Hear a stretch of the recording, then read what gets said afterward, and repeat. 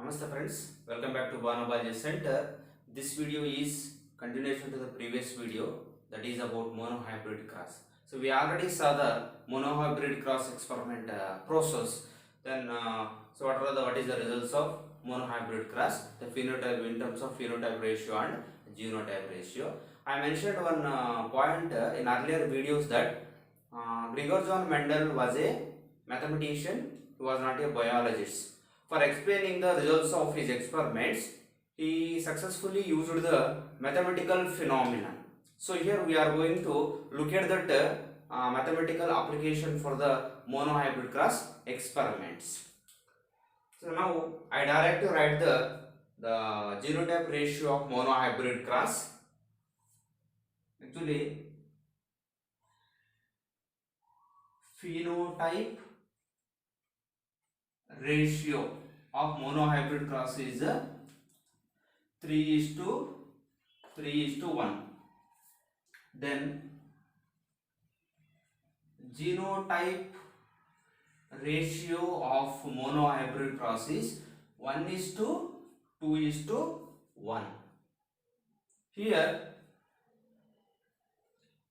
1/4 are tall plants, then 1/2 are tall plants, again 1/4 plants are dwarf plants. Right. These plants are in homozygous tall condition. These plants are in heterozygous tall condition. These plants are in homozygous recessive condition. Now, so go for the mathematical application of this ratio. The binomial expression was used by the Mendel. The binomial expression, that is ax plus by whole square. Now substitute these alphabets with these results. So before that I tell you so what is meant by ax and what is meant by by. Ax is equal to, ax means proportion of gametes with dominant allele. Proportion of gametes with dominant allele. By means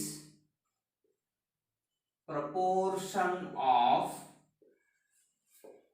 gametes with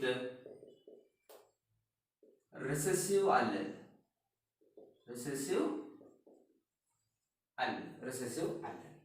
Right. Here A for 1/2 capital T plus B 1/2 Y for gamete, that is small t. A is the proportion, right? X represents the allele. So B is the proportion of gamete. Then Y represents the allele. So half of the alleles are capital T, half of the alleles are small t. And it is in whole square.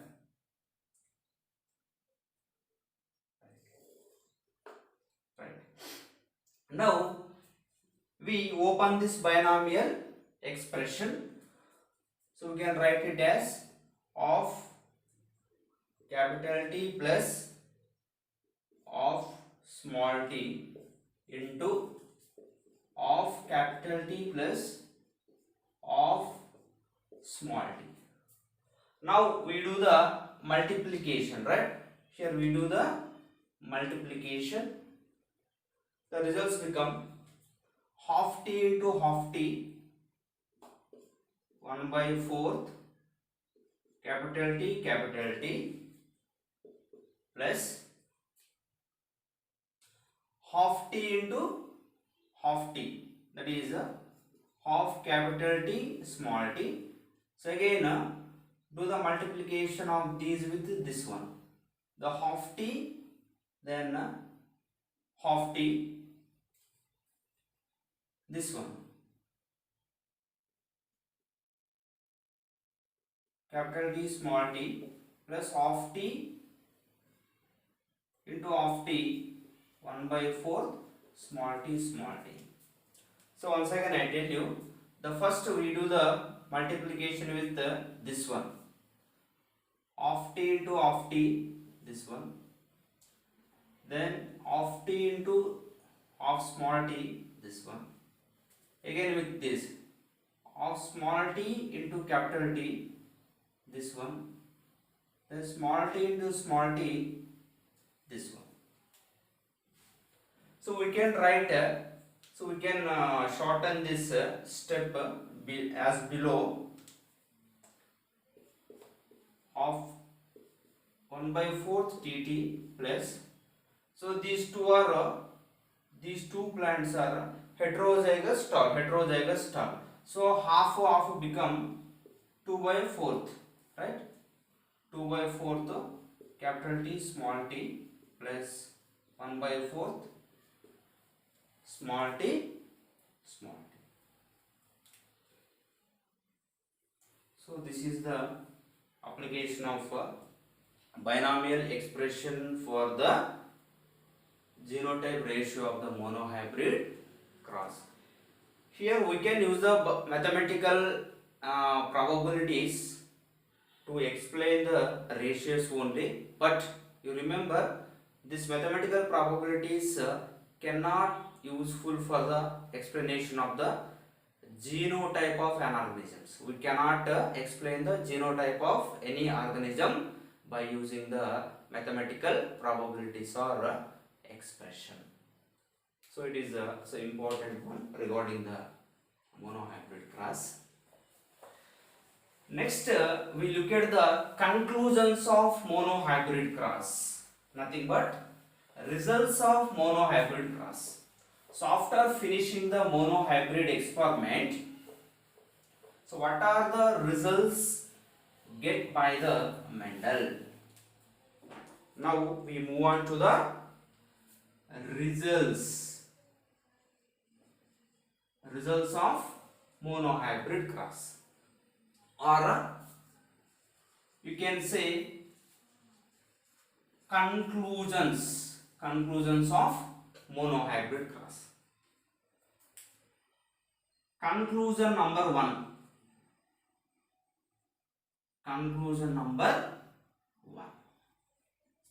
That is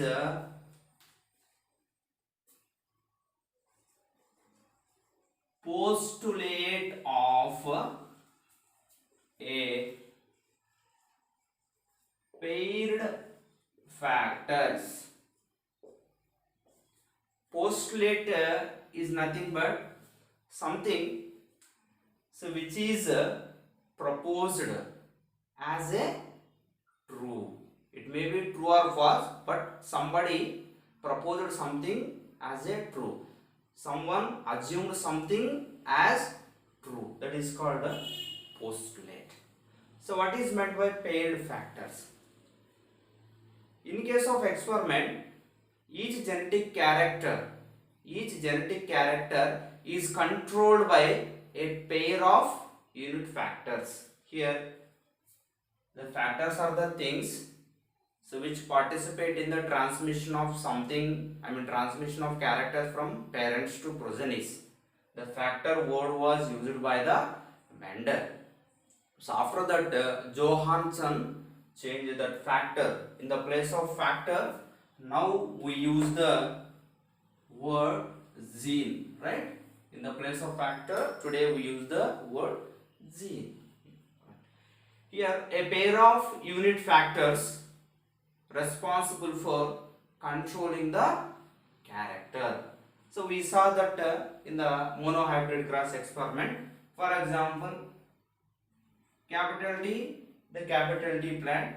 The another one is a small t short plant.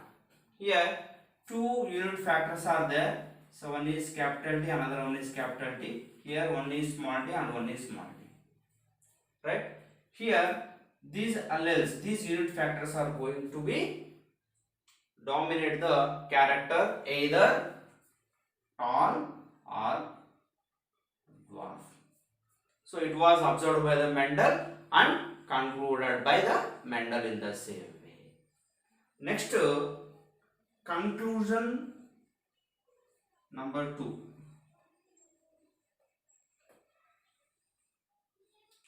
It is about postulate of dominance.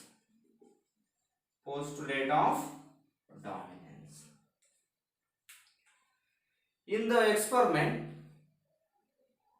out of 2 alleles or out of 2 unit factors, so one factor only expressed, another factor was suppressed. Here only one factor is going to dominate the other factor. It means the postulate of dominance. So let us see with an example.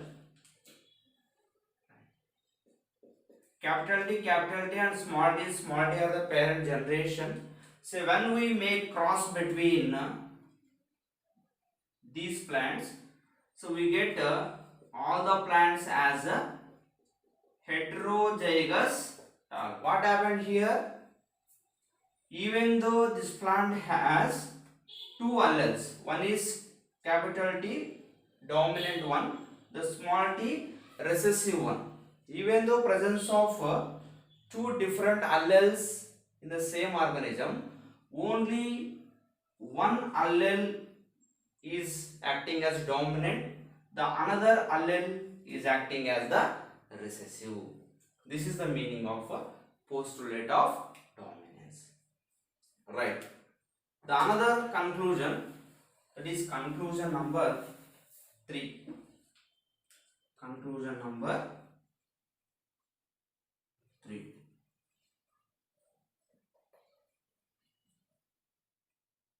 Right.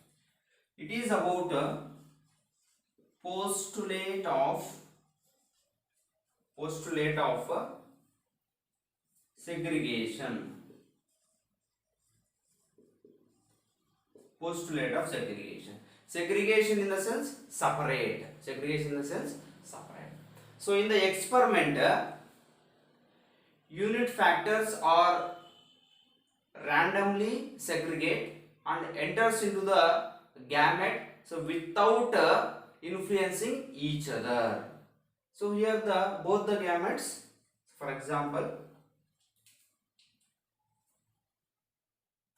in capital T plant, this is the tall parent plant. From this plant 2 gametes are formed and same gametes, one is capital T. So these are 2 similar alleles. During the meiosis, each allele enters the different gametes randomly without influencing each other. So it happens. So these are the 3 conclusions given by the Mendel. So of course, here some exceptions for the law of dominance. So I told about the conclusion 2, that is postulate of the dominance. In case of dominance, there are 2 exceptions. One is incomplete dominance. Another exception for the law of dominance or postulate of dominance is codominance. In case of these 2, the law of dominance is not applicable. That is different. These 2 are different. So in few plants, the dominant allele do not completely dominate the recessive allele. Right? So once again I am telling you, in few plants, a dominant allele do not completely dominate the recessive allele. It means it incompletely dominate, then the organism we get in the F1 generation is intermediate one. So in case of that plant, law of dominance so cannot be applied. Next, another exception is codominance. Codominance means both the alleles, even though one dominant allele and one recessive allele present in the organism, both dissimilar alleles equally shows the dominance. Here, whether dominant allele is not greater than the recessive allele or the recessive allele is not greater than the dominant allele. So both the alleles equally shows the dominance. So because of this reason, the different organism will be created, produced in the F1 generation. So incomplete dominance and codominance, two are the exceptions for law of dominance. But in case of postulate of segregation or law of segregation, there is no exception. Sometimes the disjunctions may be mentioned as the exception for the law of segregation. Of course, we will talk about these exceptions in the further classes in depth. Thank you for listening to this video.